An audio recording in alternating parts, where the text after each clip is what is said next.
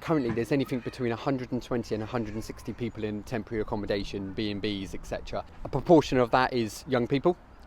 So what we aim to do is to stop young people going into B&Bs, stop people sleeping on people's sofas, staying in overcrowded accommodation.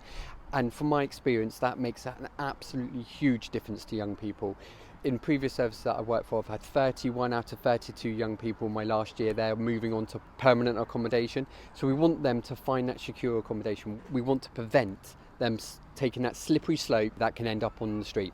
So we're going to be receiving referrals for 16 to 25-year-olds coming from all over Torbay. So once we get a referral, we make sure that we do some reference checks with them, and then we can, if they are suitable for the service, we'll be placing them in the volunteers' home. So when they go to a volunteers' home, they get their own room, they get a meal, they get their clothes washed.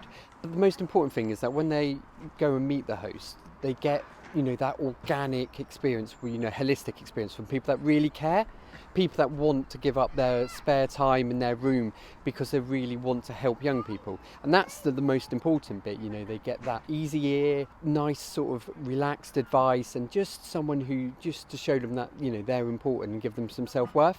Obviously they stay overnight, and then in the morning they leave, and then they will be coming back to myself, or they'll be going back to the referral agent to make sure that they're trying to find somewhere permanent to live, which will work with them. Sleep is so important.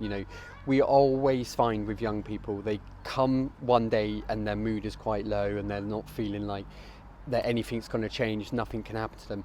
One night, 2 nights with the host, a good night's sleep, being clean, having someone to talk to, absolutely makes a huge difference. And they see things in a much more positive light.